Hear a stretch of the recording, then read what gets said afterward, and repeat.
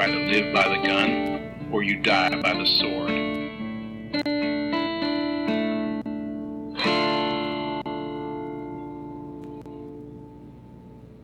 Rock'em-roo, rad and rear.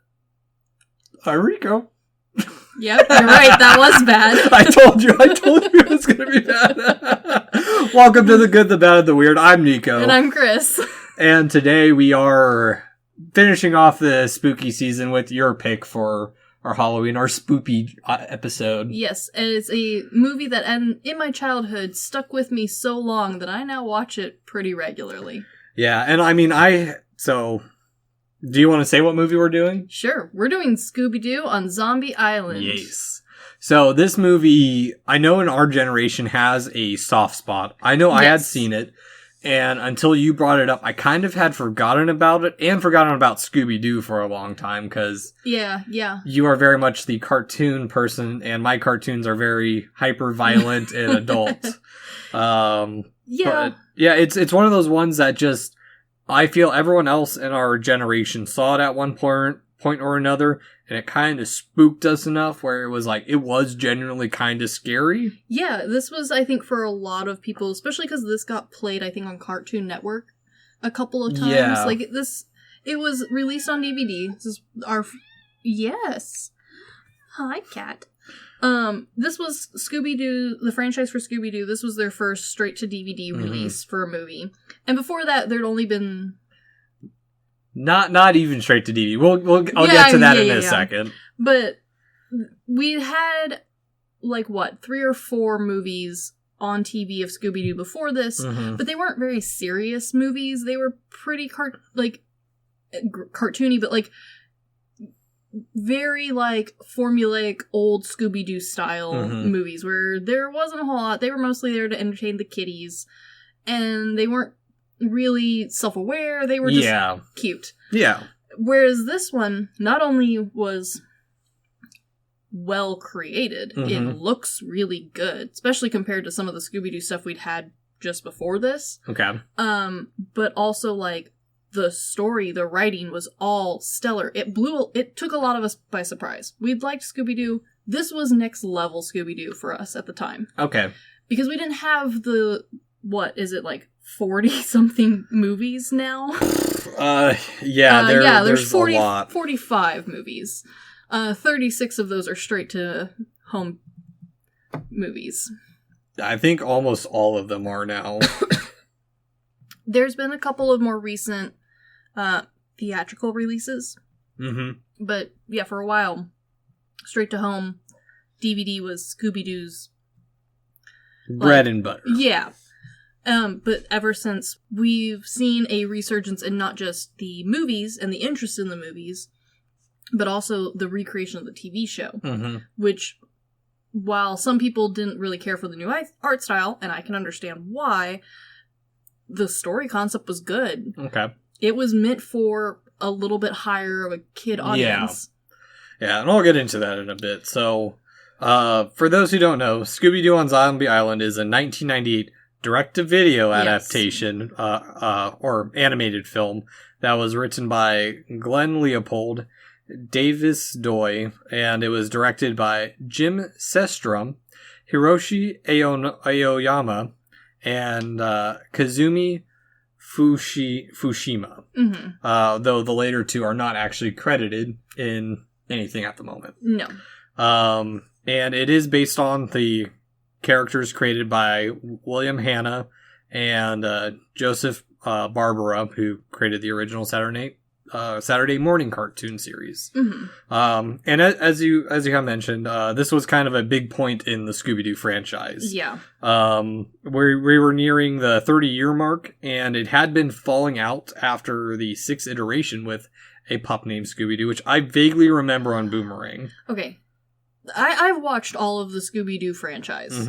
And there is some weird waves that happen with the Scooby-Doo franchise. We went from the classic Scooby-Doo that, your parents watched, and then we kind of had this wave of, goofy version of Scooby-Doo where it was less about the gang and the mysteries and more about Scooby and his interaction with celebrities, guests. Okay. And there was a ton of iterations of that too. Then we got to Pup Named Scooby-Doo, which was trying to be more like the more modern cartoons, which were goofy and silly and really all over the place. Yeah. But it was still trying to be Scooby-Doo at the same time, so they still had a mystery, but it wasn't... I mean, it wasn't an engaging show. It didn't do super great. But this movie came out... we hadn't seen the gang all together for, like, a decade. Yeah. The TV shows had dropped Fred and Daphne and Velma for the most part, and it had just been Scooby and Shaggy. Sometimes not even Shaggy. And sometimes Scrappy-Doo, but let's be real, ain't nobody likes Scrappy-Doo. No. You annoying little fricker. There's a reason he's the villain in the, the new ones? in the live-action adaptation. Yes, there is. Yeah. So not only was this reintroducing Scooby-Doo to, like, a fresh batch of kids who were about the, like, this was about the right time frame for, like, Goosebumps sort of things, Are You Afraid of the Dark? This was aimed at them. Yeah, and then also the people who had grown up with the original Scooby-Doo. Okay. Because now it's not just, it's just Scooby and Shaggy. Oh, the gang's together. Yeah. And we're not going to go into a full history of the franchise, just that's something for a later day. I just kind of want to set the grounds of, like, why this was a big turning point for the series and for us in general. Yeah. And so, during this time frame, in 1991, Turner Broadcasting System actually purchased Hanna-Barbera, specifically to fill slots for Cartoon Network, which at the time was a new 24/7 animated channel. Yes, it was. And in which during this time frame, the reruns of Scooby-Doo began becoming some of the top-rated shows that they produce and had the most viewership. And so, I mean, the formula for Scooby-Doo works. We know that. Yeah, and with this, Time Warner merged with Turner in 1996. And because of the popularity of the franchise, they suggested doing a direct-to-video film as they continued to grow, as Cartoon Network had continued to grow popular as well. Yeah, and this time period was also really popular for the straight-to-home video. It wasn't like a bash like it is nowadays, where you're like, oh, it's probably garbage, it's for easy to entertain kids. It was a, like, legitimate source, because a lot of us were going to the, like, movie rental places to watch these. The library had them. Yes and no. I'll get into that in just a minute. Because I will go into a brief overview of, like, direct to video, because it's also, I also, the reason I want to talk about it in this episode too is just because this, especially for us, is like the inklings of our modern streaming services. Oh, for sure. So, and I mean, we've seen direct to stream movies nowadays. Yeah, and they are doing just as well as these did originally. Yeah. And so, even though Scooby-Doo Zombie Island is the first direct to video, it wasn't the first attempt to make a Scooby-Doo movie. No. I talked to you a little bit about this at work today, that that credit actually goes to 1978's television movie, Scooby-Doo Meets the Boo Brothers, which you did mention that it was more of just a longer extended episode. Yeah, it's a lot of slapstick. But there were 3 television movies between 1988 and 1994. Yes. And, like, they're cute. I wouldn't say they're, like, high-end on the list unless you're really into the Scooby-Doo world. Yeah. And I've seen pieces of them. I'm sure I've watched them. It's just, they're ones that I didn't stick with me as a kid. No, and to be honest, I think for most people, those movies didn't have the weight that this movie and subsequently several more after this had. Like, they were cute, they were fun. If they were on TV, you felt lucky that you got to see them, but you didn't try and own them. You weren't out there to rewatch this. You weren't going to tell your friends, like, hey, I saw the Boo Brothers movie. This one, on the other hand, this was something you brought to, like, sleepovers. Yeah. And so, Scooby-Doo on Zombie Island was actually planned as a theatrical release, but the success of the direct-to-video animated Batman films is what moved it to production. Which, if you've seen those, you know. Yeah. They were good.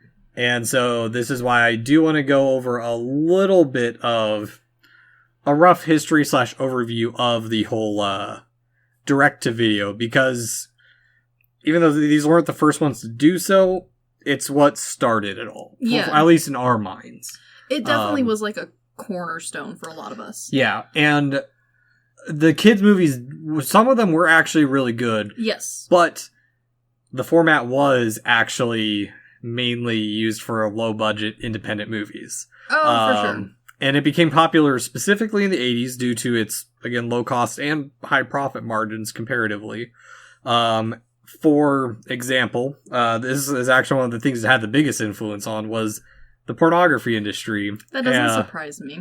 Yeah, before the rise of the 80s. Because, for a fun fact for all the kiddos listening, you should not be, you used to have to go to the dirty old gas station and pick something from the top shelf that had the screens over them. And then have people judge you as you checked out. Yeah, or there were theaters for viewing adult content. Sticky theaters. Yes, and there's a whole other thing behind it of, like, before the rise of VHS, like, there was actual, like, high levels of production into these movies. Yeah. Which I mean, they were theatrical releases. Yeah, because, and I also wanted to bring this up because I found this kind of fascinating. In the 70s, there were 750 pornographic theaters in the United States alone. But by the 80s, specifically because of the change in clientele and the privacy that VHS allowed, there was less than 250. And I did not look to see how many are still open. I don't think there's very many. I feel like there can't be. But yeah, privacy of being able to watch things, and then a weird overlap of the pornography industry and also children's movies is the ability to rewatch and rewind as many times as you want. Which sounds terrible, but it is a huge factor for both industries. Yes. And also, it's one of the industries that was early into, like, the internet and, like, utilizing that as a revenue source. Exactly. But besides adult entertainment, the format was catered to niche audiences and allowed for direct-to-video sequels for many franchises. Disney hopped on that boat real fucking fast. Yes. Specifically in the 80s and the 90s, the main niche was erotic thrillers and R-rated action films. Yep, I remember those. As well as horror flicks, which... The horrors... bread and butter. Yeah, Necropolis. We will get to that at some point. I really want to go over that movie because it was so fun. Well, and then also the almost horror action movies too also had that hit because you couldn't get away with the gore that a lot of them wanted to. Yes, and that is one thing about that too. But by the late 90s, family-oriented genres became the major player in the media. Yeah, and this is where our experience comes in. It does, and it's also where that tangent has continued to increase. Mm-hmm. We have started to see, like, as far as, like, physical copies, not just, like, being able to stream or being able to download, but physical copies, this was that weird intersect where the amount of dumb bootleg rip-offy sort of stuff hadn't yet overtaken the good stuff. So when you went to go get these things, whether that was from, like, a store where you were going to buy them or if you were renting, because let's be real, renting VHS tapes back then was a wild crapshoot. Yeah. If you had a nice store, they would, like, curate things for you, but not all of them did that. Oh, yeah. And so... at the same time, like, it allowed for, like, independent filmmakers and studios just to experiment with, like, hey, we're putting a few thousand into this, let's see how it goes. Yeah. But, so not only at the same time in the West, while it was developing, like, this childlike influence or, like, these niche genres that people weren't, like, super into, over in, like, Japan, it brought up the whole OVA and V cinema in Japan that stems from this era. Yeah, which, I mean, is now a cornerstone of the anime community. And also it started taking on a different context, specifically for a couple examples. Perfect Blue, we mentioned it in our Satoshi Kon Spotlight, that Perfect Blue was an OVA, and it's from this era where these young directors were starting to really take off, and specifically, one of my favorite ones... Takashi Miike. Of course. Yeah, and so, I mean, it's this weird, like, era of movie making where it was kind of like the Wild Wild West because like you said, it was also to get around censorship laws that wouldn't allow it to make a main theatrical release. And then for a lot of these movies that were they were always categorized in the kid genre, but they targeted a broader audience. That wasn't really the theme back then. Like, you got lucky if your kid's movie was also watchable for adults. Yeah. a lot of it was, I don't want to say garbage, but it was very dumbed down. Yeah. There was a lot of like, for the idea wasn't, oh, we present kids with like complex problems and they will understand and enjoy the movie regardless. It was bring as low a bar as possible. Yeah, and you stemmed from like that to like Ren and Stimpy or like Beavis and Butthead level of like, your kid should not be watching this. No. And so the straight-to-video movies did allow for a lot more of this, like, blurring of the line of, like, what we're used to in a quality cartoon nowadays. Something that we kind of expect from our cartoons now. Where there should be some form of a plot and a storyline. The characters should have a little bit more well-rounded. Granted, nowadays, usually we have a lot longer to develop that. And there's definitely those still those cartoons that are just stupid for stupid's sake. But they're not as popular, even with kids. Yeah. And so this was kind of our first re-look at what could be successful. Yeah, exactly. And I'll get into why Scooby-Doo on Zombie Island is something completely different. Yes. And that's the only reason I wanted to bring up the history, because it all this coming together does have a play in like why we got this movie and why it's so memorable to everyone in our generation. And why it kicked off 45 movies. Yeah. Yeah. And so, as you mentioned, this was the first time since the whole gang appeared, and specifically since 1984 with the new Scooby-Doo Mysteries episode, A Halloween Hassle in Dracula's Castle. I remember that one. It is good. I only wanted to repeat that fact because of the title. Yes. And one of the things that this movie did, which ended up working so well to the point that it still feels like quality, is that it acknowledges itself. Yeah. The movie starts off with the entire gang showing where they all are. They're not still together. Yep. And explaining, like, where they are without necessarily going into too much of the, like, oh, well, we broke up because of this long mess that we now have to fix, like the new ones did. Okay, so to give some of my backstory on this, I've gone from this to the 3D one or the live action with Matthew Lillard. Yeah. Just the first one, right? Just the first one, yeah. That's like my basis for Scooby-Doo, and then occasionally some of the reruns, and then I did watch the Alien one. Alien Invaders? I think, I don't know. Yeah. The one that's on the DVD? Yes. Yeah. That one. Okay. That one came right after this one. Yeah. I've seen most of them. I'm missing the most recent ones, the most recent theatrical releases, and then the most recent straight-to-home theater. Yeah. Too much for me right now. I just haven't had time to get past the sadness I felt with that WWE episode. What? There is a Scooby-Doo movie where it is all about John Cena and WWE. And I liked WWE as a kid, but I liked the 70s and 80s WWE, and I cannot call myself a John Cena fan. I'm sorry. I only know him from the memes. That's okay. I think he's okay with that. Okay. Yeah. And so, also with Scooby-Doo on Zombie Island, many of the artists and writers were veteran team members of Hanna-Barbera. Yes. Unfortunately, this isn't the same for the cast of the movie, because the only original voice member to return was Frank Welker, who returned as Fred Jones. Yeah, not for lack of trying, though. No. So, I'm going to go into that a little bit.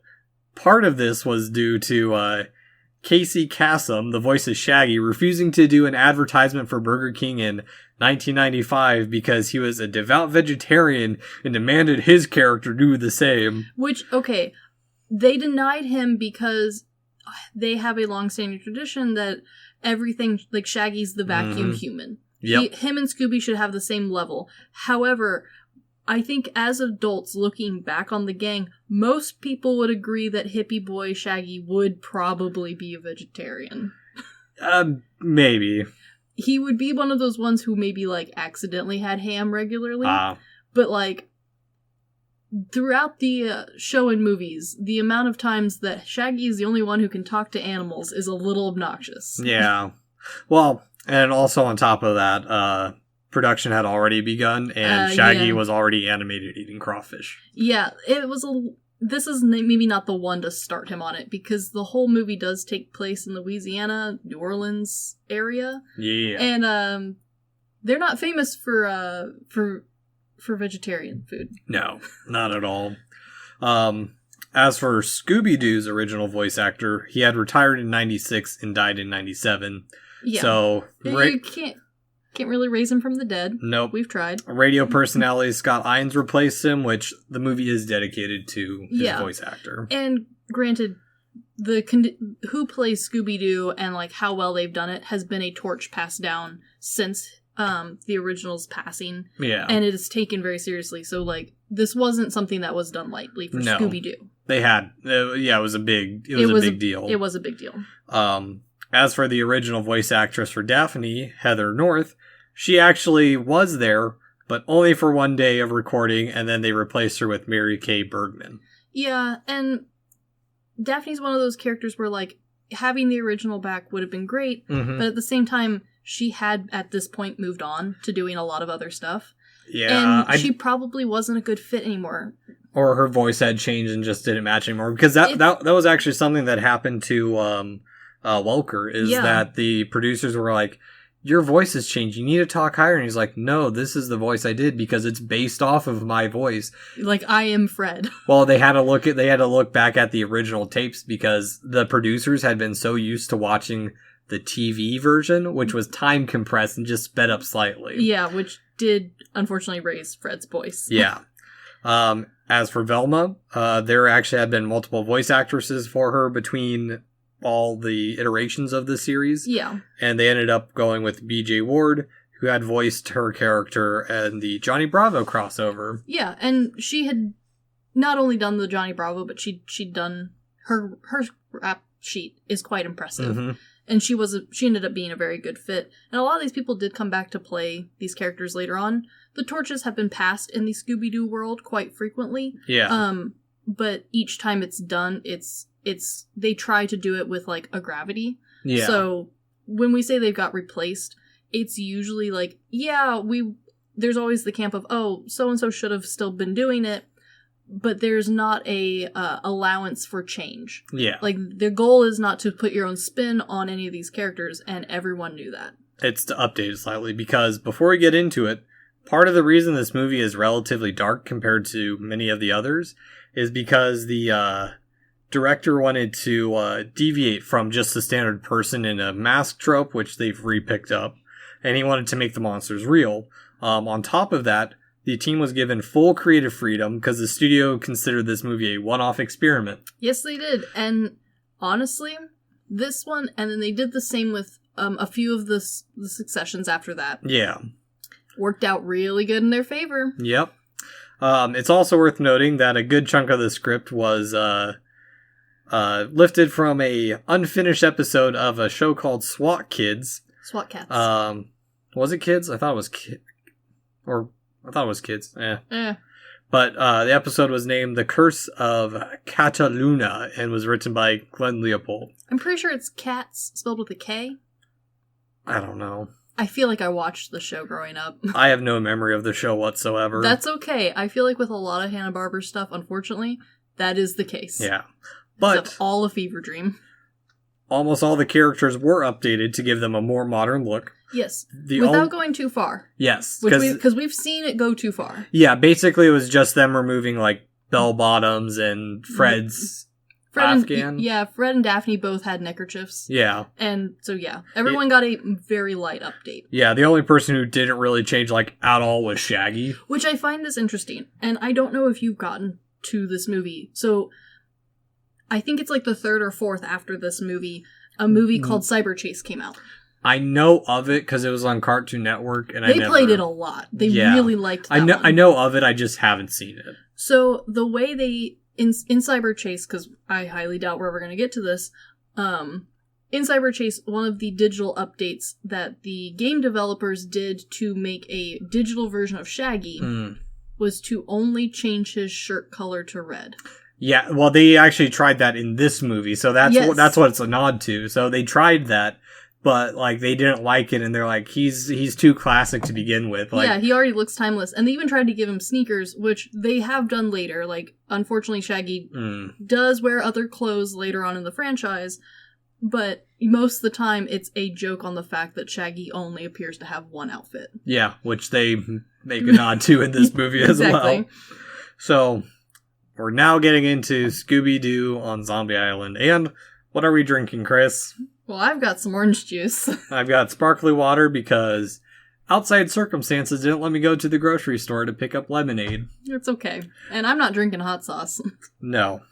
God, no. Your husband and his stupid hot sauce. I can probably do it. I don't want you to hurt. No, I will die. You would die. It's okay. White bread is so spicy. It's all good. Cheers. Cheers.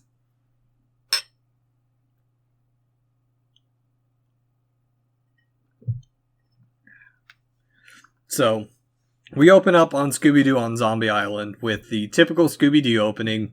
A castle where the gang is being chased by a knockoff creature from the Black Lagoon. Couple things I have in this opening.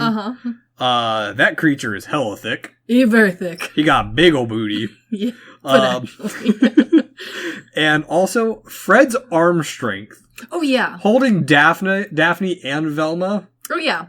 Yeah. Yeah, which...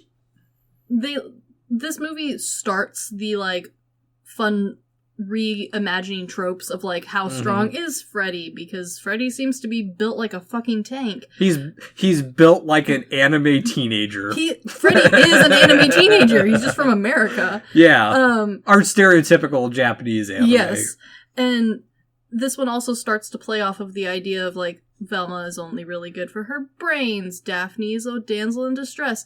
This one starts to play off of all those, but unlike later ones, which a lot of people criticize, specifically the CGI live action bullshit one, those took those tropes to another level. Yes. Which, at the time, and depending on how you look at it, could be funny. This one does so a little bit more tastefully. Yeah.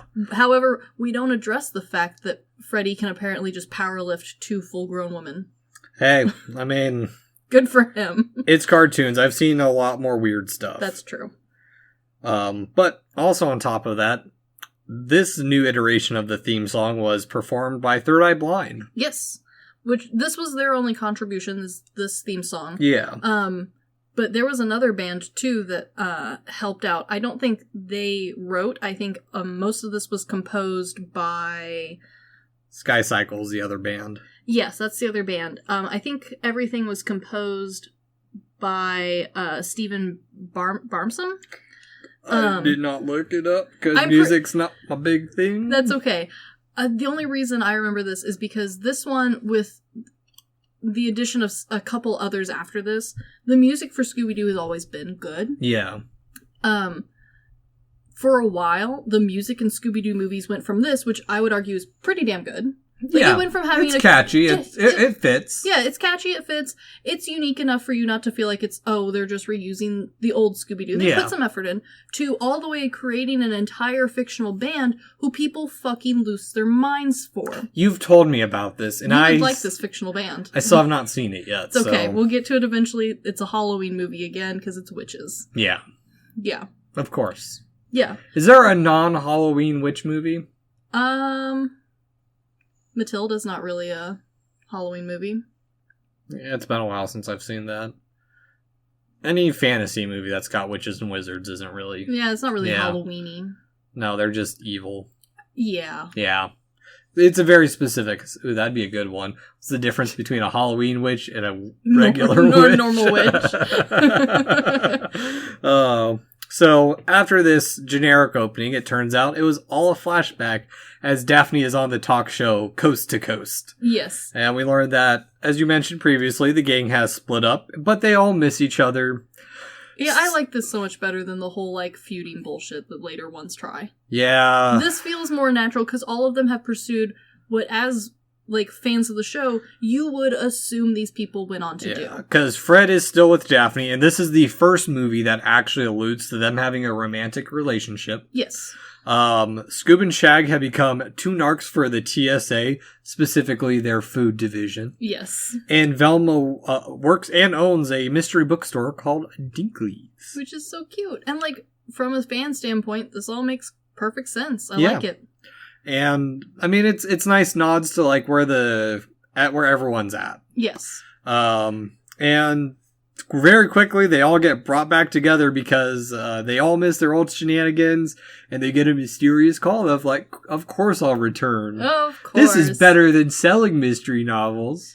Oh, we just got fired. How convenient. Yeah.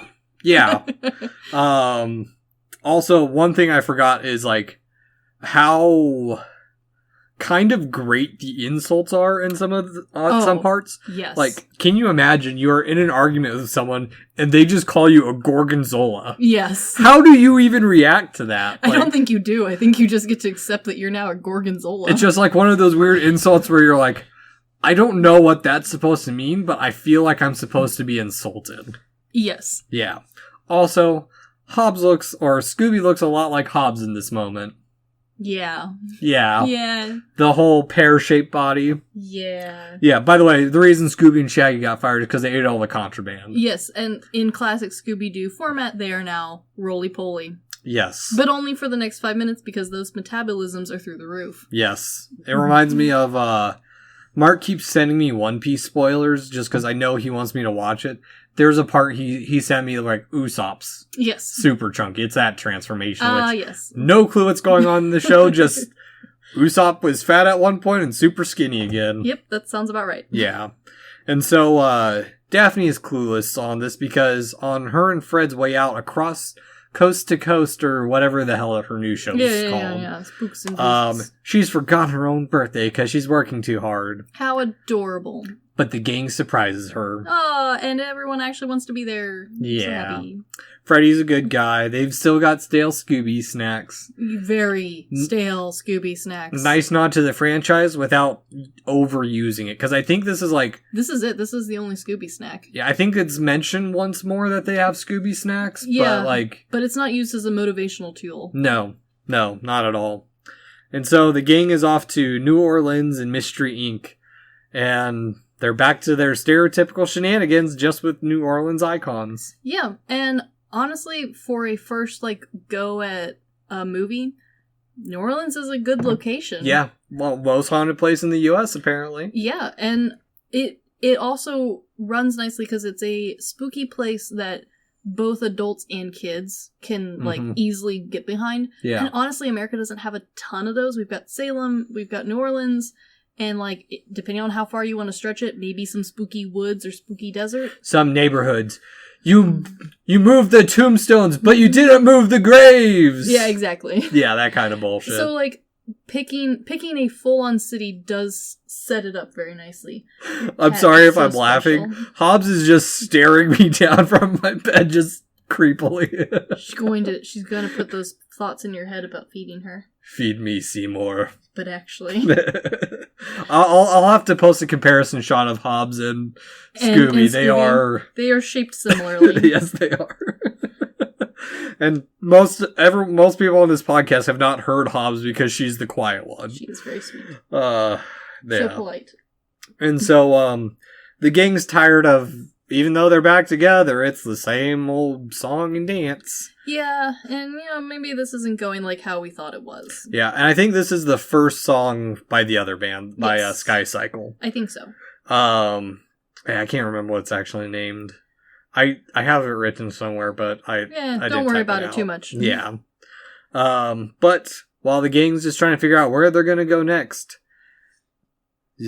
someone finds them from Moonscar Island. A good spoopy name. Yes, where we learn about Captain Moonscar. He used to hide his booty.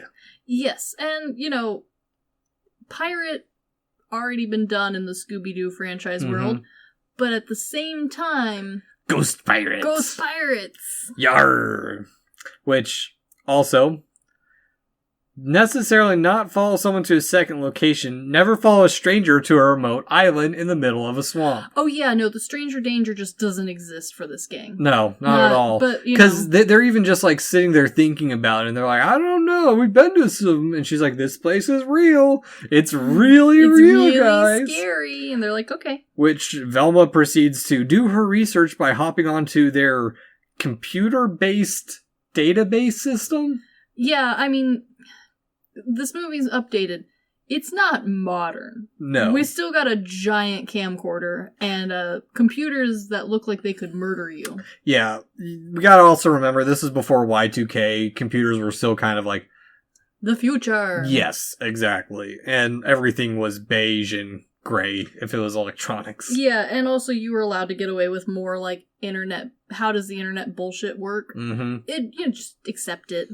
Just accept that they have an entire internet database all to themselves in the van. Yeah, it's acceptable. It's basically just like a library, a portable library. And so while the gang is doing actual work, Scooby and Shaggy are off eating po' boy sandwiches. Yeah. Which, the reason Shaggy is always hungry is because Scooby's eating all his shit. To an extent. Yeah. Which... little food trivia that I found interesting because I did go down a rabbit hole of sandwich research. Of course. Not only this, but from other sandwiches. Like I learned about baked bean sandwiches. Mm-hmm. A delicious treat. I am not shocked you have had this. Look, if I can put it between two pieces of bread. Oh no, that's exactly what I found is like, specifically America and the UK, we will stick anything. Yes. I think the whole reason I've had it is because as a child, I heard that the British put beans on toast. And I misunderstood that as bean sandwich, which turned out to be a thing anyway. I'm not shocked. Just wanted to know what beans on toast tasted like. We don't do that here. Beans on toast is delicious. It is delicious. Yeah. But, so... I always thought a po' boy sandwich were shrimp because that's all I've ever seen before. I see. Yeah, that is confusing. Yeah. So a po' boy sandwich are a traditional Louisiana sandwich where the name comes from the po' boy bread that is made with a dough that uses more water and less flour and makes a lighter and fluffier bread than traditional baguettes because wheat does not grow very well in Louisiana. Nope. And if you remember... the French lived in Louisiana, so this is a lot of French-inspired food. Yes. But when there's French-ish characters in this. Oh, yes. The bread was developed in the 1700s, but the sandwich itself did not get its name and did not really occur until 1929, where it originated as during a streetcar company strike. Yeah, that makes sense. Yeah, where supposedly the sandwich shop owner would say, oh, there goes another po' boy. Ah. Yeah. How punny and probably inaccurate. Yeah. Well, I mean, he was giving out free sandwiches to them. That's true. Yeah. But also, this feels like a dad joke gone too far. Yeah, where legend is better. I was listening to Max Miller's apple pie video today, and like he brought up something like that of like, who knows? I'm sure there were it's bread. They're gonna put stuff between it. Oh, for sure. That's probably just where the name came from. Oh, yeah. Yeah. Legend's better than reality, I'm sure. Oh, yeah. And so, on to Moonscar Island. Yes. But first we have to get there. Yes, with a sketchy boat dude that, so I like reminiscent of some Indiana Jones shit. Well, no, not necessarily that. Here's why I like this part, too, is because it is very much... it's a lead up, kind of like the old, or even the newer ones, like the Wrong Turn movies, or Tucker and Dale versus Evil. He's like the gas station employee. He really is, and it also like leans into the old Scooby-Doo like setup where the first person you meet who feels even remotely sketchy, he did it. Yeah. Which I like that we went ahead and leaned into that, not just once, but twice in the same scene. Yep. And they do it later on again, too. Yeah. Yeah, and so we also learned that the island is infested with rats. Because, of course... it's cats. I'm saying it like Scooby-Doo for our audience who doesn't know. But and the only kind of, like, repetitively dumb joke is the fact that Scooby is apparently unaware that he himself is a dog. Yeah. There has been some play on whether or not Scooby-Doo is actually a dog in the franchise world. For this movie, at this time period, Scooby is a dog. Yeah, it's like the whole argument in like Disney of like, well, if Goofy's a dog, how is Pluto a dog? I have an answer to that. It's like humans owning a pet ape. A terrifying reality, but yeah, I'll take it. It means that there are somewhere in the Disney universe there are real mice, because I think there was one thing of like Minnie being afraid by real mice. Yes, yeah, it's like a short clip cartoon. Yeah, it's like one of the old ones where like no one had really thought of the implications behind the franchise. Yes. Yeah. And did you, while you were Googling, is Scooby-Doo a dog? According to Hanna-Barbera, they would like you to very firmly agree that Scooby-Doo is, in fact, one single dog, and he is still a Great Dane. There has been multiple times in the movies where it is questionable if Scooby-Doo is a dog. Many have pointed out that he is the only dog who speaks, other than his cousin Scrappy and his entire family. Scrappy feels like the monkey from Futurama, where he's given a smart hat. Yeah. So, like, the concept and, like, the weirdity has been played off, which has led to, like, some fan theories on whether or not Scooby-Doo is actually a dog, because the lifespan of Scooby has gone way too far. Scooby-Doo... We would have had multiple Scoobies by this point. Like, my brother's kindergarten teacher probably had multiple parakeets. Probably. Yeah. Unfortunately. Yeah, we were just the ones who were like, we're sorry. Exactly. Yeah.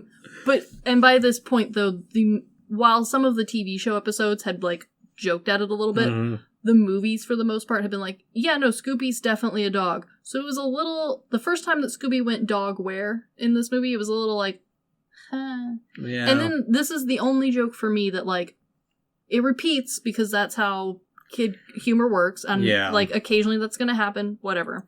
But this is the only one for me that like never hit. Yeah, it's like what was the movie we reviewed where the guy's like, oh, it was Wild Wild West, where he's like, the rule of comedy is you don't repeat more than 3 times. Yeah, this movie repeats exactly 3 times. Yeah, exactly. But we learn more about the bayou and its hidden treasure, and that people have been out there. I also like that this movie went ahead and just started layering dumb mystery tropes on top of itself. Because on top of that, we're introduced to Big Mona, the catfish that Scooby and Shag fall into the water and she's gonna maybe eat them? Well, no, she's not gonna eat them because there's alligators that show up. There are. Scooby and Shaggy show their pro athletic skills while getting away from alligators, almost getting caught because they are saved by the discount Crocodile Dundee called Snakebite Scruggs and his hunting pig, Mojo, who can smell a catfish. Yeah, which, why not? Yeah. I also appreciate that they went ahead and drew a large catfish, but not the biggest catfish. Yeah, it's big enough. It's big enough. Seen bigger. Yeah, yeah. Fun fact that I learned about this. Snakebite Scruggs is voiced by Mark Hamill. There you go. Yeah. Because I always forget, like, how many animated things Mark Hamill has been in. Yes. And it's always just like, oh yeah, why am I actually surprised you're in this? At this point, really, he should just be in everything. Yeah, and he kind of is. Except everyone hated him as Chucky, so... I mean, that was going too far. We pushed the limit. Yeah. I don't know, I haven't seen him in it, so I can't make a choice. But we do pull up to the house, and Scooby is immediately a dick as he causes moderate property damage. Yes. I will say, though, that again, a Scooby-Doo trope is that we flop very violently between Scooby-Doo being practically a person and Scooby-Doo still being a dog. Yeah. I prefer when we lean a little bit more into Scooby-Doo being a dog. Yeah. Just because it adds a little bit more depth to this, like, weird fantasy world of the dog that can talk. Yeah. Because if he's only just a human, then, it kind of just leaves me to be like, oh, all dogs do this. Yeah, it's like comparing your dog to any other dog. Oh, my poor sweet special baby. She is not normal. She is terrified of Hobbs. She is. In fact, it's because Hobbs attempts to murder her because you keep trying to put your cat on my dog, and neither one of them want to be near each other. And Hobbs doesn't have claws, and it's so cute. And unfortunately, my poor sweet old lady dog, her idea of being terrified is to look like you have beaten her, but instead of, like, doing a dog thing. She just accepts her upcoming death. Accepts her fate, like when I flip Hobbs on her belly, she accepts her fate with me. Yes. Yeah. And so, this house, by the way, it is a very stereotypical, like, plantation-style house. Yes, it's New Orleans. Yeah, I mean, what were you expecting? And on top of that, I say plantation, even though it's technically Greek revival / Georgian, but that's what everyone else knows. It's a more direct term that everyone will know over, like, antebellum architecture. And on top of that, it's literally in Louisiana, which, if you're going to say plantation, might as well stick it right where it goes. Yep. And so, because of Scooby being a dick, we are introduced to, I have to remember her name is Miss Lenoir. Yes. Lenoir. It's spelled Lenore. It is spelled Lenore, but it's Simone Lenoir. Simone Lenoir. I don't know. Both of the main female... French is a stupid language. Both of the main female... interests, I guess, like suspects, since this is Scooby-Doo, are heavily inspired by the French influence of the area. Oh yeah, it's Lenoir and, what's her name? Linaire Dupree. Or whatever the hell it's called. I don't even know. Oh, bigot. I've been good. I have not insulted the French language for a while, but this one is stupid. Yes, and this movie also, like, They really did try to embrace having this set in New Orleans, which subsequently means a lot of French influence, but also like a lot of stuff happened in New Orleans, and so this movie's a little all over the place with its influence, but like so is New Orleans, so yeah, you know, like they weren't wrong. Yep, and Lenoir is like just kind of like, oh, you brought these people to my house. How dare you bring this doggy? And she's like, well, we said we have a good you have a haunted mansion. All right, come in. I like how, and like this feels like if I owned a rich, supposedly spooky house that's haunted, and someone rolled up and you're like, oh, guests. But we heard your house is haunted. Oh, it is. You should come inside. Yeah. Stay for dinner. We're going to see some spooky shit. Yes. And with this, also, the mystery begins to deepen as we learn this was a pepper plantation, and there's a new gardener. There is a new gardener, and he is very cute, according to Daphne. Yeah. And this is where we start to get, like, we had a little bit before with Fred and Dupree. Yeah, a little bit, because, you know, Dupree's also very cute. According to Fred. Yeah. And yeah, I mean it's starting to build that up a little bit. Yeah. It's never so much that it's annoying, because we do get that in other Scooby-Doo movies. Yeah. Which breaks the awkward triangle tension that the gang has going on here, so meh. Yeah. And at this time, like, as they're coming into the house, Shaggy's still also being a dick. Because he begins critiquing the gumbo right away, and, I mean, I don't doubt him, he's a true connoisseur. I mean, he has tasted all of the food. Yes, and we get the, like, first, like, oh no, let's go see what's happening there, because Shaggy and Scooby find some peppers that they've been told are the hottest around. And eat them. Proceed to put them in the gumbo. Yep, which, I mean... It's Scooby-Doo. There's gonna be some of this. Oh, there's a lot of this. It's a bunch of back and forth of like, oh no, we heard them scream. Let's go find them. Yeah. Oh no, we found them. There's another scream. And granted, if you go into this expecting Poirot level investigation, you're not gonna get it. But it is enough of a mystery that, like, I think a kid could follow along. But also, like, it's not so straightforward that an adult's gonna watch the first 10 minutes and be like, aha, I know who did it. It's not Murder on the Orient Express where he's like, oh yes, it had to be her because she had her name is not this, it is actually this German name because she said this word this way. And it's like, how the hell am I supposed to know this stuff? Yeah, and granted, old Scooby-Doo, like, the whole point was that you should already know who did it, because it was aimed towards a young audience. Yeah. This one stepped up a little bit. You're still supposed to be able to follow along, but also, like, it is supposed to have that, like, twists and turns that are at kid level. Yes, because we get our very first spooky sign as while shit's happening, there's some scratching as a specter starts to write on the wall, "Get out," which Daphne goes right into her reporter thing. Yes, I do appreciate that we've updated Daphne enough that she is, like, not going to be like, oh no, but she's, like, full on excited about this. Yep. And while they're investigating, Velma also begins to levitate, and we get the very first adult joke in the movie, which yes. I did not catch because I didn't catch until now because, granted, I haven't seen it since I was a kid. Sure. Because in a shot, I'm like, oh, this is almost like an anime upskirt shot, and then she's like, they're like, well, I see nothing. How are we getting this angle? And she's like, I hope you don't, and like crosses her legs. Or like, he's like, oh, what of you? And she's like, not from my point of view. Exactly. Yeah, it's some shit like that. So, I mean, it's not as direct as like some kid movies, but there's enough. Yeah. There's a chuckle. Yeah, it's like, oh, I self-awareness. Yeah.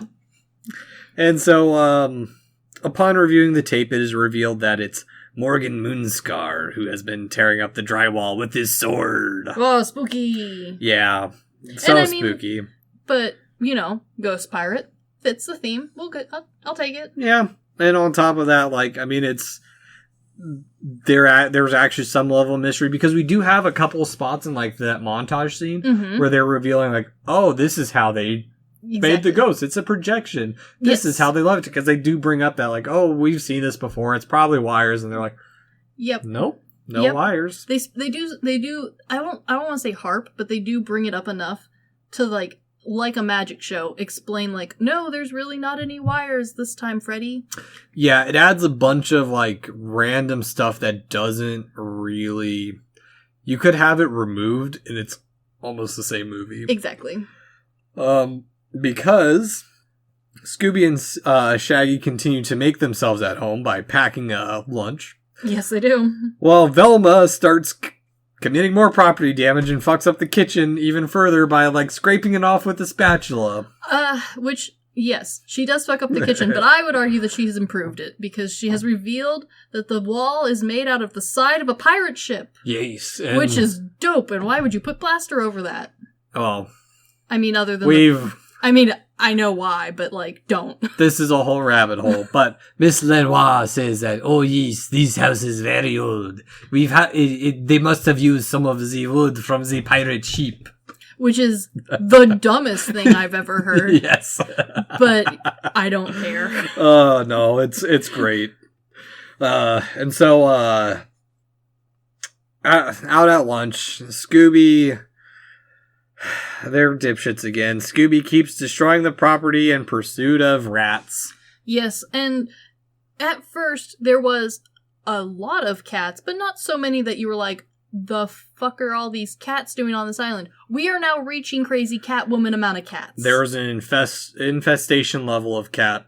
This is like that island in Japan that is just overrun by cats. Yeah. Like, that's how many cats this island has. Why isn't this a tourist attraction? Yeah. That's also how I got Charlie, was a cat infestation. That explains a lot about Charlie. Why he's a cat and not a person cat. Yeah. Yeah. And so, in pursuit of the cats, they run through a bunch of stuff. They screw with Snakebite again, who just... Snakebite has the weirdest part in this movie, because, he really like, does. He only hunts the fish. And he's just out fishing. To be fair, this movie takes place over, as far as we know, like 2 or 3 days. Probably. And so, like, it could be his weekend. Like, we don't know. I mean, they kind of make Snakebite out to be like the crazy homeless man who lives on his boat and only fishes. Yeah. Which, you know, you do you, homie, but... Yeah. The other thing that's a little bit weird is he keeps being the reoccurring character of the sketchy character who, if you're in the Scooby-Doo mindset... He is the bad guy. But no one ever, like, suspects him, despite, like, how... No, he doesn't actually do anything. Yeah, well... Other than, like, be mean about it and, like, hunt this catfish. Yeah, which... And he has an angry pig. Which is scary. I did have to stop myself from going into, like, my rabbit hole of, like, taking this movie too seriously, like I normally do. You can't do that. Like, it just... You can't. He's there, he exists. Except him. Yeah. Except him and his wild boar hybrid. Yep. Because after they screw with him, they are chased by Mona. And while running, Scooby and Shag fall into a perfectly square zombie pit that reminds me of the rat pits from Crash Bandicoot 2 that gave Christian and I a lot of anxiety as a child. Yes. And also, for someone who has fallen into multiple pits in their lifetime, you really think they would have, learned to look for these by now? It makes me think of, I don't know if you've seen it. I can't remember what anime it's from. I've only seen, the screen grabs of it. It's one of the gag ones where they're like, stop, you almost fell into that hole. How do you know it's a hole? Look, you can see the animation cells. Yes. Yeah. Yeah, it definitely has a little bit of that vibe, but, too late. Shaggy and Scooby are in this hole. And they find a bone that's coming out of the which is hole. Scary. And now that bone becomes fleshy and... Yeah, I don't like that. Yeah, I don't understand this curse. I think that's the biggest thing as someone who's been diving into, magical thoughts and stuff for, a while and just, has been a fan of the occult. This curse, even now, even when I was younger, still doesn't make sense.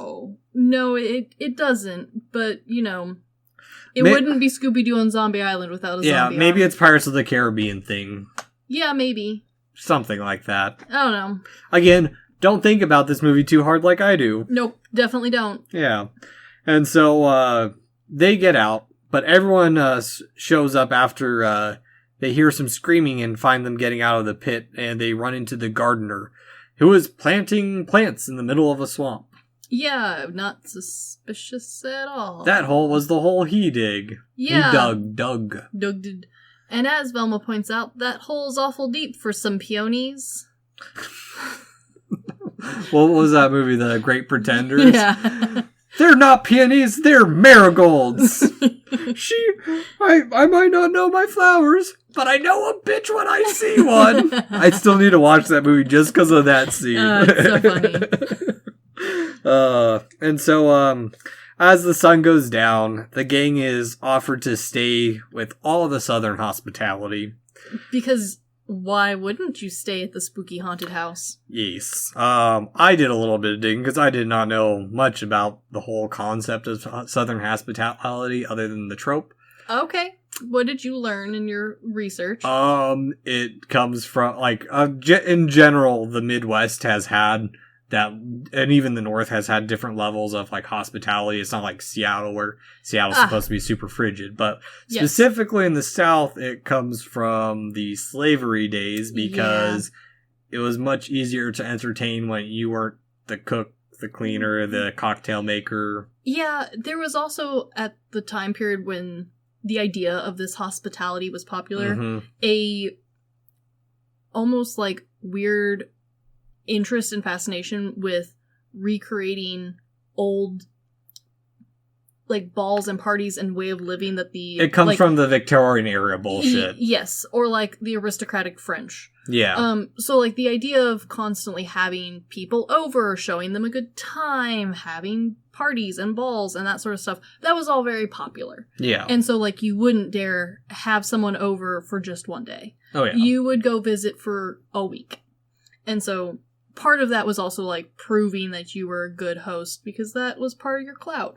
Yeah, it makes a lot more sense compared to some of the other movies like Django Unchained, where he's I have a guest. I'm going to offer the most hospitality I can. Yeah, it definitely has been reworked a little bit in modern cinema, and while I don't think Django Unchained necessarily did it wrong, I think it was expecting you to already have a base understanding of it. It was also transplanting the idea since Jamie Foxx is a black man, and this slave owner is extending his hospitality to someone he normally wouldn't do. Exactly. Too, so yeah, that's a whole other story. I just thought it was interesting because I never thought of it that way, kind of thing. So yeah, because while they're all getting ready, for starters, Shaggy is so fried. Oh my goodness. He changes into it. This is the part where they reference that his look does not change.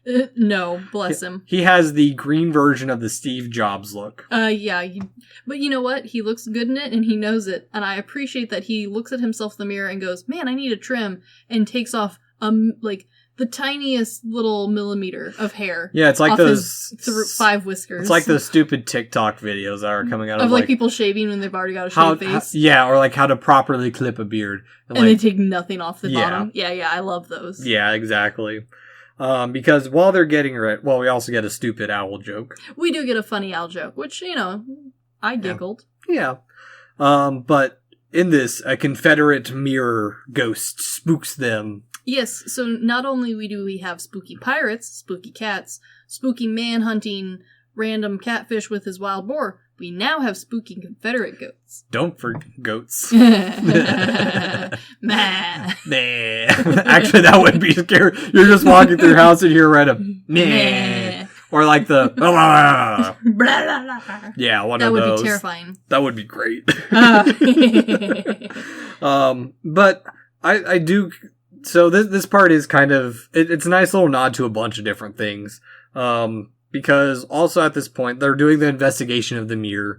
Velma doesn't lose her glasses, but they get dirty. Where it's a nice play on them trying to deviate and make nods to the original. And honestly, by this point, even though we've had the goofy jabs and some of the dumber jokes, you can start to really see that, okay, we didn't just write a good intro. We've got some good writing going on here. Yeah. People have thought about this for longer than most Scooby-Doo movies. Yeah. We didn't just stop at the premise. No, they are really taking the series that step further than what had been done before. And in this moment, we also learned that, they jumped to the conclusion that the ghost must have been Colonel Jackson T. Pettigrew of the 8th Louisiana, because no random Civil War era ghost could have been in the mirror besides him. I have recently been on this kick of, why don't we see, other ghosts other than... Yeah, a modern age, teenager is oh my god, Becky. Yeah, I just really want a Britney Spears early era ghost to haunt me. Yeah. It's Britney, bitch. Or, they get pissy because Netflix removed some old running show. But no, in classic ghost trope, it, of course, has to be the most prominent, war veteran from the Civil War. Yeah, it's like anyone who's done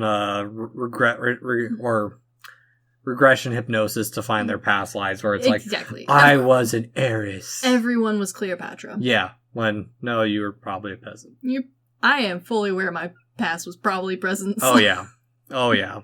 But also, I have a question, maybe you know this. I might. Do people actually put plaques on their mirrors? Plaques? Yeah, because that's how they know it's the lieutenant. He's got a little placard on the back of it. Oh, okay, so... Kind of. Mm-hmm. There was for a while, and depending on the quality of furniture, there is still the trend of putting a mark on it. Okay. Now, the fact that this man is a colonel and not a cabinet or furniture maker makes me a little questionable on why his name is on the placard. Yeah, that's where I got to, how do you jump to that's him in the mirror? Now, I have seen placards on what people consider heirloom pieces. Okay. So, if, example, a popular example was, a pie cabinet. People, which back in the day was, a portable kitchen. So... Okay. Little cabinet, usually 2 pieces, held all of your spices and sugars and flours, had a work counter, some drawers, cabinets to hold your bowls and silverware. Yeah, you see it on the cowboy cooking shows. Yeah, okay. I know what you're talking about now. I just didn't know that was called a pie cabinet. Pie cabinet, Hoosier cabinet, depends on the era, depends on who made it. But... Another term I've never heard. It's okay. And most of the time those plaques were, the manufacturer or the factory a lot of the time. And... Yes, metal plaques were popular. Okay. And you can still buy them if you have an antique piece and you're wanting to put the brand back on. Most people wouldn't put family names unless it was something considered an heirloom piece or more specifically a trunk. Okay. So C trunks, yes, typically ended up having the family name or whoever's name Sometimes, if you were fancy, yes, metal. A lot of times, just kind of put on there. Just carved into the back? Sometimes, a lot of times written with pencil. Pencil marking is pretty common. Okay. It's fairly easy. You were getting your thing, putting stuff in it, gotta go. Stickers, like, pasted onto it were also common. If this guy was real fancy and he thought this piece of furniture was gonna be in his family for the rest of goddamn ever, yeah, maybe he would. Okay. Is it popular? No. Is it really common? No. Why does this ghost have it and why is it in her house? No idea. We find out a little bit down the line. A tiny bit. Tiny bit. But also it is good to note at this point that some of the animation has not aged the best. It's... No. And what I mean by not aged the best is, like, the animation itself is fine. It's the black aura around the characters at times and just, yeah. Some of it's a little bit of a stylistic choice. Some of it just... It was what they could do with at the time. Exactly. Yeah. And unfortunately, another kind of big part of it is it wasn't meant for RTVs. Everything would have been a little bit more grainy, a little bit stretched a little differently. It's like, I was talking to my buddy Joe about it, like why like video games nowadays don't look, or like old school video games don't look good on our TVs. Yeah, we got the wrong TV. Yeah, they accounted for that graininess. Yeah, and so while, this didn't come out at so old that like we're having, Super NES problems. N64 had the same thing too, so... It definitely was a factor, and those dark lines show up a little bit too strongly now. Yeah. So, yeah, it doesn't look great, but like, if you're like me and you have an older TV, slap it on that bad boy, it looks great. Yeah. And so, at dinner, Scooby and Shag are kicked out because... Once again... They can't have... Well, Scooby's being a dickhead. Scooby is still being a Great Dane dog and, not... allowed at the table. Behaving around rats. And, but they are given a full crawfish boil to go. I mean, right here, this is definition Southern hospitality. You're not allowed to eat in my house because you're annoying my pets, but here is an entire second dinner for you to take with you. Yeah, not even a dinner, a feast. It is a full boil. I have been to one crawfish boil for a friend's graduation, and it's a lot. Boy, there was a lot of crawfish, and it's the first time I've had crawfish. It was good. Yeah, they were very good. Yeah, I highly recommend going. Definitely. But in the mystery mobile, cats begin to swarm the van again, and... Because they're sitting in there eating shellfish. Yeah. Which, of course, cats are going to be like, yes. Yes. To me. I can't open a can without my cats coming to me. We have attempted to cook chicken and like fish and stuff, and we can't even leave it on the counter and eat at the table that's like 5 feet away without the cats being like, come and eat your food. Remy's a terrorist. Remy is a food terrorist, specifically for fish and chicken. Yeah. He would lose his mind for crawfish. Ugh. But he's such a dipster. That's another story. But they drive off with the cat still on the van and cats falling off it. I mean, they're doing the best they can. Again, there's too many cats on this island. It's not like the cats are going to be able to get into the van either. I mean, at this point, maybe. Maybe they're like those bears who have learned to open car doors. It's a reason we have to get them into the swamp. Yes, it is. Yeah. So they drive off, and back at dinner, Velma just wants something real because... Well, Daphne, and at the same time, Daphne's getting jealous of Freddy because he's complimenting the cooking. Yeah. But I do understand Velma in this point, too, because, like, it's like Henry Zabrowski, who wants aliens to be real so badly that they're never going to show themselves to him. No. Velma has the exact same shit going on with her. Yes, and it's also a good segue because up until this point, we've hinted at, like, oh, no, it's definitely It's a man in a mask. Yeah. This was a groundbreaking Scooby-Doo thing. This was the literal first time that the spooks were real outside of the, like, gag gopes of just Scooby and Shaggy. Yeah. And even then, those spooks, while being real, most of the time were friendly. They weren't bad. They were just trying to get them at that inheritance money, or they just wanted that castle. Or Scooby and Shaggy were literally the ghost's PE teacher. Yeah. Like... It was never a threat. So, like, I appreciate that Velma gets to voice the audience's frustration. Because for the older people watching this movie, this would have started to get to the point where, like, okay, now which one of these idiots is in the mask? Yeah. Alright, explain to me all the strings and wires and the stupid fan under the floorboards. And she's not getting any of that this time around. Nope. Yeah. And so, from the dinner, back in the van, the two dipshits are having a pepper eating competition, having assumingly consumed the entire pot of crawfish. Again, never-ending stomachs. Yes. And so, after they can't take it anymore, they decide to cool off with a nice, refreshing, corpse-filled bayou water. Yeah, okay, even if it didn't have corpses in it, I don't know if I'd recommend drinking bayou water. Hey, That doesn't feel right. I have a feeling it is disgusting. Yes. But whatever pepper they got in their stomach is going to kill off whatever's in there. I hope so. Yeah, it's because while they're cooling off, they get chased by zombies, and I do like that we have a wide variety of zombie types. yes, That really is a good bonus because No- we have our old timey war ghosts Yeah. and zombies, but we also have some tourists. yeah, and the stereotypical Hawaiian floral Yes. shirt. I love a stereotypical tourist. And hearing their scream, the gang goes to find the dipshits. Just in case. Yeah, which Velma is getting real pissy and accusing the gardener of doing all this. I like that she's trying to jump the gun. Yeah. Because, to her, this is unfortunately becoming the thing that she probably quit because of. Yeah, it happened. It has to be him because Bayou guy, he just wants that dang catfish. Yeah. Fairy He's guy. the only one who was around. Yeah, he's the new guy. Yeah. And she's established weird. Because Exactly. also, he is digging Oh, he is definitely... giant rat pits. He's definitely suspicious. Yeah. But, much to Velma's delight, I guess, the zombie that they captured turns out to be very real. Well, she doesn't even see them because what happens is, they're running around, they're trying to find them, and Daphne and Fred almost run into quicksand, and they're Yes. like, oh no, it's quicksand.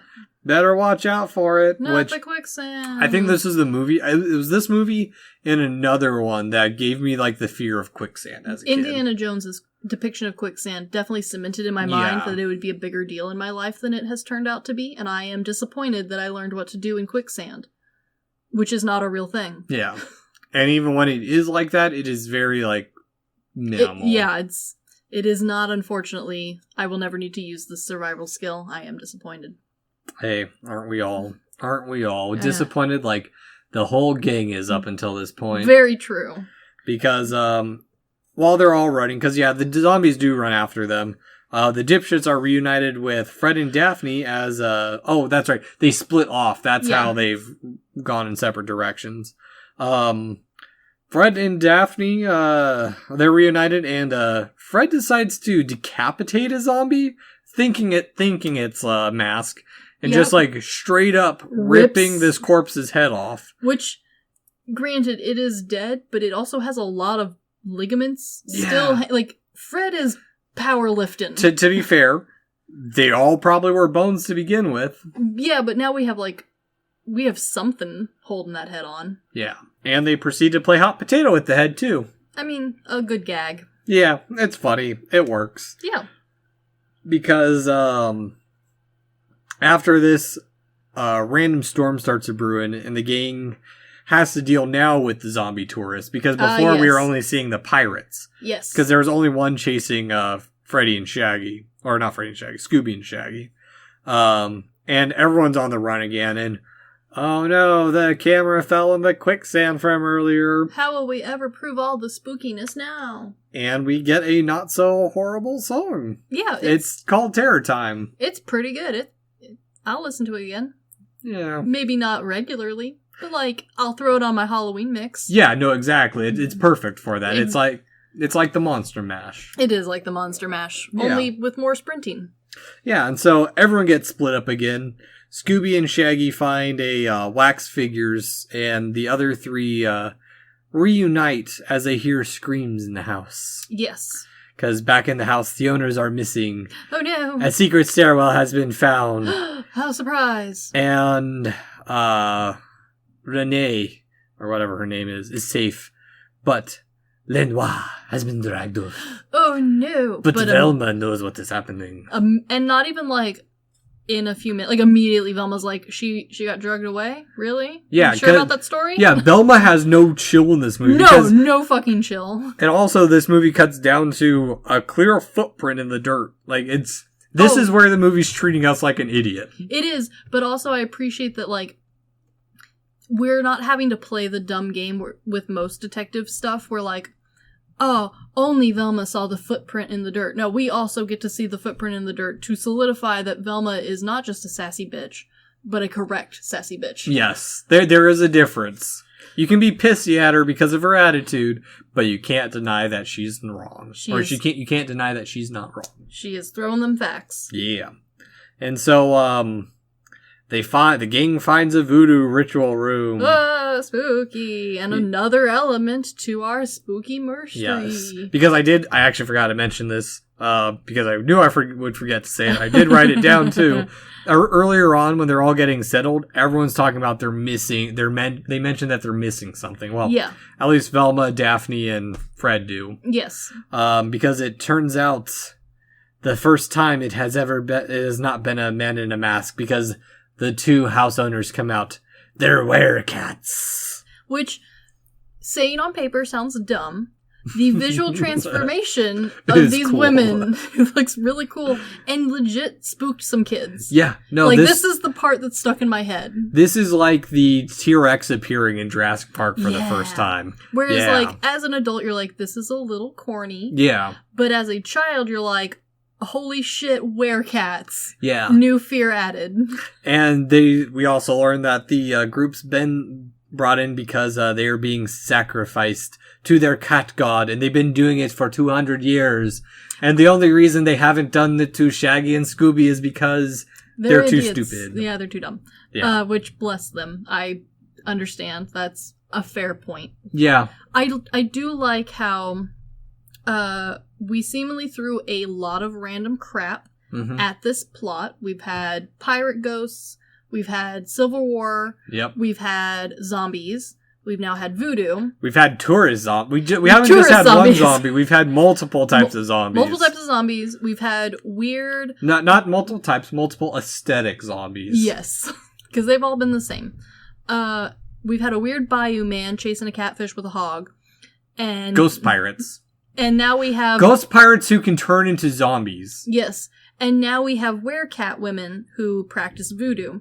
And while all of that is a lot, the short, tiny backstory that they give of like, oh, well, it's because when we originally settled this part, there was a whole town of us who worshipped this cat god. Yep. And then the pirates came and killed us. Yeah, that's actually just a little bit later on. I appreciate it because up until this point, we've had a lot of shit just hitting this fan. Yes. Yeah, because even more shit happens because Scooby and Shaggy are trying to get off the island and they run across the fairy guy who is also a werecat. Which...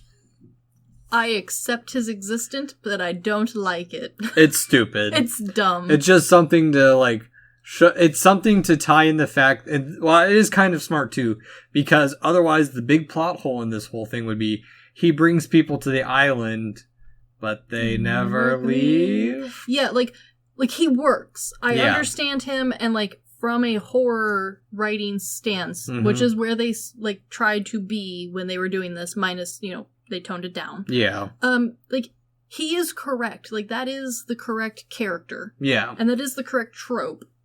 I just think we could have used maybe a little bit more of him to, like, flush him out. Because, like, up until this point, we don't really care. And they quickly explain, like, oh, well, we have him because he wanted immortality too. Yeah. And we needed someone to bring you to the island. And I'm like, okay, I see your logic. But up until this point, this man has not mentioned anything about being selfishly wanting to be immortal. Yeah. I could have appreciated a little bit, like... A little bit, zhuzh. Yeah, like... Why him? Why him? Was there an interview process? Yeah, was, like, he the biggest asshole of the time, or is he just, like, the only candidate? Yeah.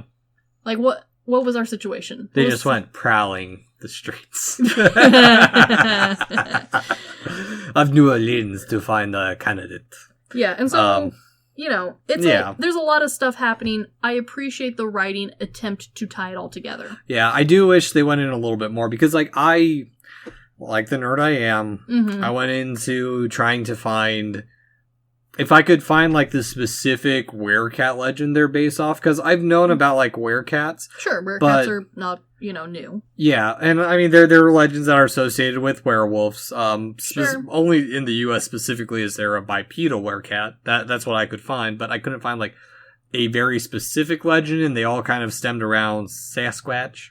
Yeah, and, his various forms. But, unfortunately, there's so many of them, and it's not uncommon for cultures to base their people turning into and taking on the powers of animals. And the way that the cat statue stands is a little bit Egyptian. Like, we're pulling from a lot. Yeah. This is a little everywhere. And I just ran out of time to try and dig it up. And honestly, I don't think you would have found anything. No. This is the most generic cat-worshipping culture on the planet. Yes. Because while Shaggy and Scooby are now on the run from another werecat, yes, the gang is tied up, and instead of doing the ritual, the pair of werecats begin their exposition of the backstory of how the island settlement was attacked by Captain Moonscar during their cat god worship ritual, and they asked for vengeance from their cat god. But then they were transformed, and now they must sacrifice every harvest moon. They got played. Yeah, sucks to suck.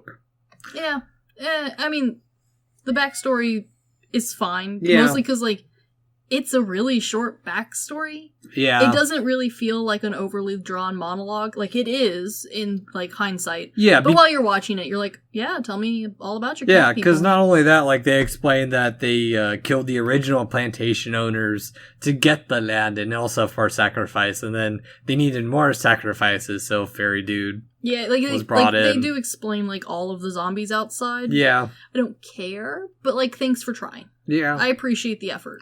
Yeah, because in this exposition, it gives enough time for, while they're about to kill the gang, the dipshits show up. Of course. And ruin everything. Like you do. Yeah, I do. So in this part, there were some good horror parts. Like, yes. I like their melty wax faces. That was spooky. And then, like, the pepper juice to the face must have really sucked. Yes. Because, like, all this scene is just a bunch of running around chaos. Yeah. It's like, did I send you the cat video of the puzzle? Yes. Yeah. Yeah, it is very much the crazy cat can't get its feet underneath it sort of sense. But, like, this is a bit of a nod back to the old chase scenes from Scooby-Doo. And while it's done in a more modern way and we don't have the whole, like, hallway of multiple entrances and exits, like, I don't mind it. The, like, little bits of horror put in here are nice little touches to keep it spooky. You know, not real spooky, but, like, they are melting. That's scary. Yeah, well, and on top of that, like, they do catch up to Scooby and Shaggy, and about right before they're about to turn into long pig jerky. Yes. The zombies pounce upon them and pull them off, and... Surprise! The zombies were the good guys this whole time. Yeah, big shocker there, because, the werecats are literally killed by just waiting out the clock. Yeah, it does feel like a little bit of a plot hole, but I don't really care. No, the movie just needs to end at this point kind of thing. It does, and also, like, if you really wanted to stretch story-wise, you could make all of this work. So, fine. Yeah. Okay. Yeah, and the zombies, it has a quick moment where the zombies might turn on them, but then their souls are freed. The ghost of the Civil War veteran comes out and salutes the gang. Yeah, a little awkward, but whatever. Yeah, it's a kid's movie. Yeah, they don't know anything. Yeah, and, but now the gang's in a pickle because without their camera, who will ever believe their minute-long footage of zombies and nothing of the werecats at all? Yeah, they wouldn't have gotten any werecat footage and, like, a couple of seconds of some spooky ghosts. Yeah. Like, the best they would have done is get on, like, that haunted TV show. Yeah. Like, yeah, you could have done better, guys. Don't worry. It's the same stuff over again, but, surprise! The gardener isn't just a gardener, he's a federal agent. Oh, we knew it. Which you should be even more suspicious of him now because he is probably, like, Mulder. Yeah. Actually, this might be a nod to the X-Files, I think. It could be a little bit. Yeah. Yeah. Mulder before Scully came along. That would be the next movie. Yes. Actually, I would love a crossover of that. That would be great. I don't think that's a thing yet. No. I want it, though. Nope. Not a thing yet. Shame. get on it, some people in Hollywood. We did have the Supernatural crossover, but I'd rather have an X-Files. Which, by the way, my parents are actually, they finished Supernatural. They finished it. Yeah, Good for them. they started and they're like, we're just going to sit through it all. I did not enjoy the last few seasons. I left off so long ago. That's okay. Yeah. Enjoy the memory of it. Yeah.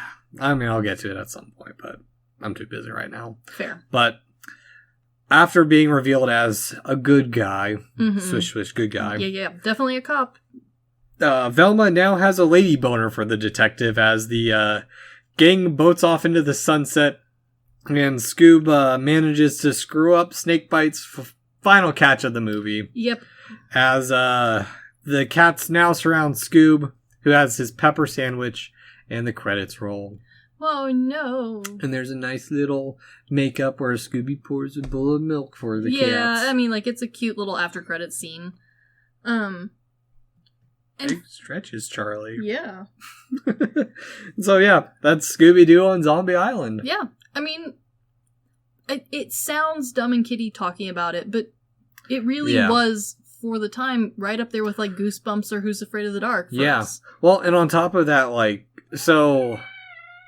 Oh my goodness. There's a reason this movie sticks out, too, because Scooby-Doo on Zombie Island had a bigger production cost than they wanted, because it did start off as a theatrical release, and VHS was released for $19.95 at the time, which was pricey for a direct-to-video of the era, but it was super successful and sold well and did critically well. Yeah, like, it's got a... Like, it still maintains a good critic review. People still go back and rewatch it and still praise it. Yeah, because on top of it being this, director Jim Sundstrom would go on to direct 3 more direct-to-video Scooby-Doo movies, namely The Witch's Ghost, which is the one you keep telling me to watch. It's so good. And my cousin Riley told me to go watch. Thank you, Riley, for re-listening to our episodes again. It's going to be forever for you before you get to this one. But he also did Alien Invader and Cyber Chase, which a lot of people argue are like the top 4. And there is a bit of a reason. Okay. So the writing style was maintained for all 4 of these. Like, maybe not quite as thorough as Zombie Island, but the effort was put in just as heavily to those other 3. Whereas the later on ones, because of how well this film did with its franchisees, those ended up leaning more heavily into that sort of market. Okay. So and it wasn't immediate. It started off like, okay, well, we've had those were all fairly spooky. This one was by far the spookiest for most people, but they all did have a good spook element. Okay. And then it kind of like started teetering off the spook scale, and then at some point we switched from spook scale to cameos and easy promotions, and this is a thing we haven't done yet. We haven't done this theme sort of thing, and there's not technically anything wrong with that, and the production value of the Scooby-Doo movies has stayed pretty high. They still do well. Kids still like them. Yeah, because, I mean, I did watch Alien Invasion, and it does have aliens, but it also has, like, the generic man in mask twist. Yeah, and the kind of, like, the thing that separates the Scooby-Doo straight-to-home theater versus the new TV shows or even the new theater movies is these are all kind of set in their own world. They're all more or less related to each other. The characters kind of remember the past events of the previous ones. Okay, so there is some continuation instead of just like, well, new mystery, guys. Yeah, and like every once in a while, one of them would kind of start over a little bit, but much like how the original show was, they all feel like they are part of the same world. Yeah. Whereas the new movies specifically try to reinvent themselves. Yeah. The new TV show specifically went back and redid their past and their new mysteries and like how they interact with and entire world building. Which is all good and needed, but most kids who are wanting to binge some content, specifically like a character-based content, this does fill the void. We didn't have that at the time, So a lot of people feel like the first 4 really are the strongest. Okay, because I know from what you've told me and other people have told me, this is the first of like a trilogy that's darker than the previous ones. Yeah, and because Alien Invaders was pretty light and cheesy. It wasn't dark, but no. You've told me Witch's Ghost is one that I would appreciate. You would. It's light. It's much lighter than this one. Scooby-Doo on Zombie Island was quite easily the darkest and spookiest for most people, but these top 4 leaned more heavily into the danger or the supernatural or the spook factor. Yeah. Than later on ones, which played off of things like spooky Hawaiian ritual for the zombie tiki. Yeah. Which, not spooky, we're on a tropical island. It's all just fun and games. Yeah, just cheesy stuff back to its original roots. Exactly. Yeah. Which works and is fine and I enjoy, but these 4 for a lot of people do hold a little bit higher pedestal. Okay. I'll check them out at some point, but I mean it is 31 Days of Halloween for me. So. Yeah, no, busy time. And so this also marked the first of 4 Scooby-Doo direct-to-video films that would be animated by Mook Animation. Mm-hmm. I brought up the 2 Japanese directors previously who were uncredited. They would also do Witch's Ghost, Alien Invaders, and Cyber Chase. All of which look good. Granted, Cyber Chase I think looks the worst out of all of them, but they all look fairly good. All right. Well, some of our listeners may be familiar with with Mook Studios' work on our last spoopy episode. Yes. Monster House. Yeah, they surprisingly make a lot of stuff. Yeah, and others would be more familiar with other animated series they did in the 90s and early 2000s, specifically ones that I was somewhat familiar with. Street Sharks, Men in Black, the series, Todd McFarlane's Spawn, X-Men Evolution. Heck yeah. And Aeon Flux. There you go. See, like, they did a lot. Yeah. Just no one knew they were doing it. Yeah, it's that era for us where we thought the animation was American animation. Yes. But it was Japanese animation catered to American audiences. It was also kind of an awkward time period, unfortunately, for the writers, directors, and then the people making the actual animation, because the credits for this sort of stuff were almost non-existent on the actual, like, product.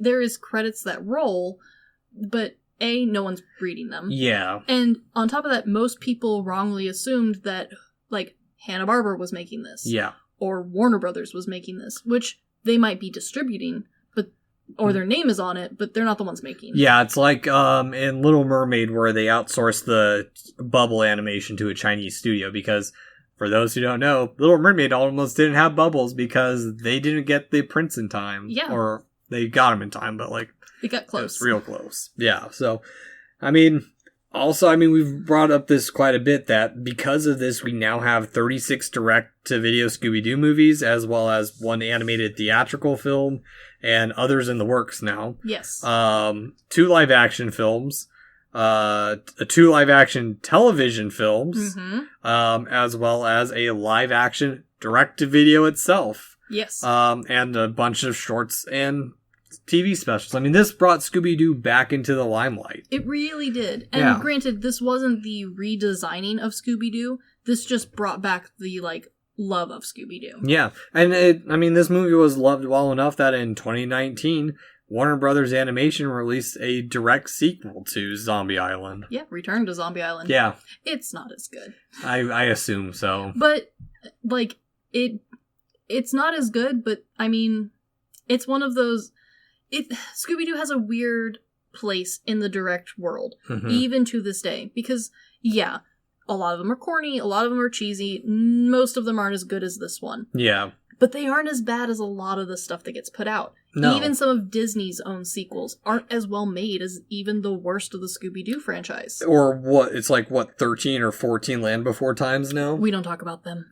I know they get into aliens, so I do have to get to them at some point. You really should just get to the weird pink dolphin. It's ugly. What? Oh, he's so ugly.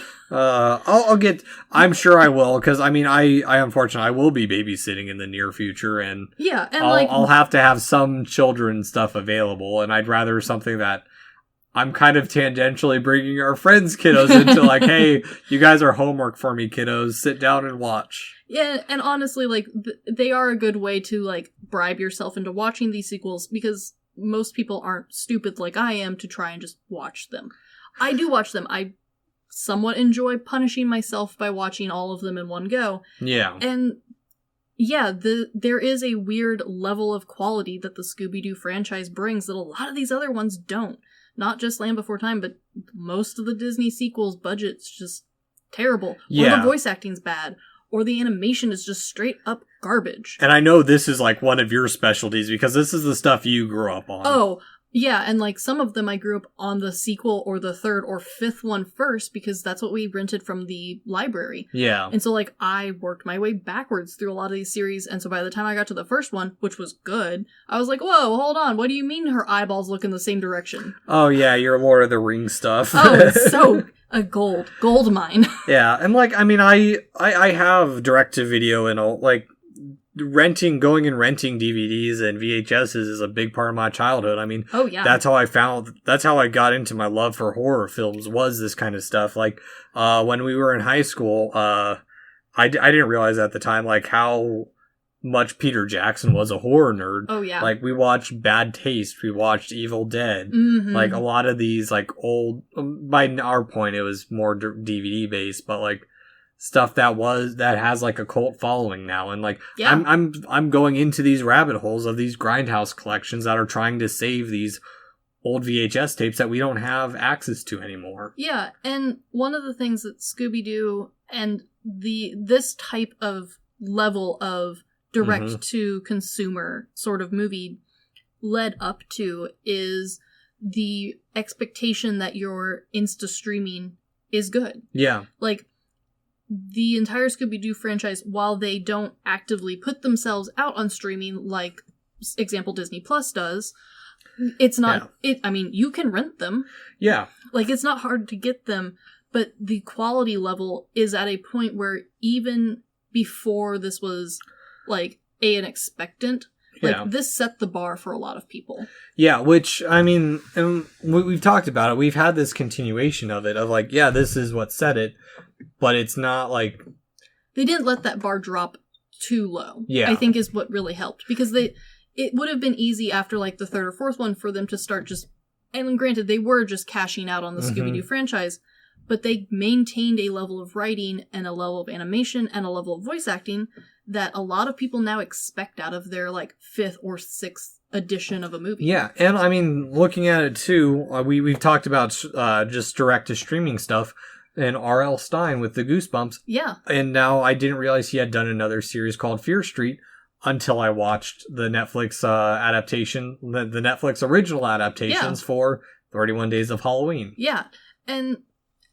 while there's no, like, hard pin or point that anyone can go, like, yes, Scooby-Doo on Zombie Island is the, like, starting point of a lot of this level of writing and quality for kids and spookiness. Because it's probably not, but it did raise the bar a little bit. Because even Are You Afraid in the Dark, even Goosebumps, while good and while spooky, I would argue isn't quite the same quality level. No. The acting's not the same because you're working with children actors. The budget was much smaller. Oh, yeah. And they were much shorter. This is a full movie. Yeah, and the one thing with this movie, too, though, is that, like, they were given the freedom to do it. Oh, yeah. And once they saw the success, they had to reel it back a little bit because I'm sure someone complained. It was the 90s, 2000s, someone complained that, oh, this was too spooky for my child. Yeah, and which it probably was. Yeah. Like, if you were a sensitive kid, this would have been a spooky movie. Yeah. And it wasn't like my mom, who accidentally let me watch stuff way too young. She feels bad about it. It's like, no, don't. I love this shit. This is my bread and butter now. But, like, I mean, the Scooby-Doo kind of was that start. Like, yeah, and it was a lot of our introduction to horror and horror tropes that we see now looking back on the series. Yeah, and Scooby-Doo also did something that others have tried but haven't succeeded, and that is continuing a series with love to the extent it has. There's not a lot of characters or TV shows that have continued the same way Scooby-Doo has. There's been dips in Scooby-Doo, there's been pauses, but the constant, like, love of the original Scooby-Doo has lasted to this day. People still like the originals. Scooby-Doo has more movies than the Zatoichi franchise. Yeah, which is a little mind-blowing. Yeah. But at the same time, kind of makes sense, because because of the basic formula from the originals, you can kind of adapt him however you want. Mm-hmm. And we've seen certain elements try and bring back. Like Addams Family has been trying to do a reboot. You know, Teenage Mutant Ninja Turtles has tried to do a reboot. Like, there's been a lot of, like, older, like, either TV shows or cartoons that have tried to, like, play off of that old love. I don't think any of them have done it to the success level that Scooby-Doo has. Yeah. No, and I completely agree with that. I mean, there is a reason they're still making ones. Last year, I think, they had the Courage the Cowardly Dog crossover. Yes, they did. And people, while it was dumb, said it was not that bad. Yeah, and I mean, it's also kind of the same thing we're seeing with, like, when we did Teen Titans Go to the Movies. We both went into it thinking it was going to be bottom level garbage, and, like, surprised myself. Yeah, and I mean, I think that's what this movie ended up doing, definitely in its own way. So yeah, I mean, I guess in the end, Chris, do you recommend rewatching this movie or going back and exploring it? Now that you're an adult. Oh my gosh, yes. Yeah. Even if you don't have kids, if you somehow missed this movie, I recommend this movie. It's really good. It's perfect, like, group watch. Yeah. It's serious, but it's not taking itself too seriously. Yeah. It's a fun time. Do I think everyone needs to, like, go out and buy it? No. No. It'd be nice for it to go on a streaming service somewhere. Oh, I would love to see that. But at the same time, I get why Warner Brothers holds the Scooby-Doo stuff close to their chest. Because if I had a kid who was really into Scooby-Doo, damn well they're getting Scooby-Doo movies for every birthday. Yeah. Every Christmas, every, like, Easter gift, they're getting Scooby-Doo movies. And Mom, I've got until they're 45. Mom, I'm 50 years old. You can stop with the Scooby-Doo shit now. See, I love those memes because I'm the opposite child. At the age of 5, I was like, I want Harry Potter stuff. And now I'm like, hey guys, you remember how I liked Harry Potter? I would still like Harry Potter things. Yeah, it's like my mom who, we distinctly remember her telling us multiple times, you're going to go out at Pokemon, you're going to look back and think of how stupid it was. And then it's like, joke's on you. I am pre-ordering the new games, Mom. I still love it. Yes, exactly. And so, I mean, I'm in the same boat as you. I do recommend going back and re-exploring this movie. It's dumbed down enough, but it is borderline being a children's horror film. Yeah, and honestly, it's worth that $5 rental fee. Yeah. I mean, I think you can get the DVD for like $10, and then you got two movies. Yeah, you get 2 movies, and both of them are entertaining. You get to see Scooby and Shaggy attempt to have alien girlfriends. What's not to love about that cute romance? Well, in a recent NASA report, they're pretty sure we can't screw whatever's out there. Probably not. But yeah, Scooby and Shaggy, we're going to give it a go. I mean,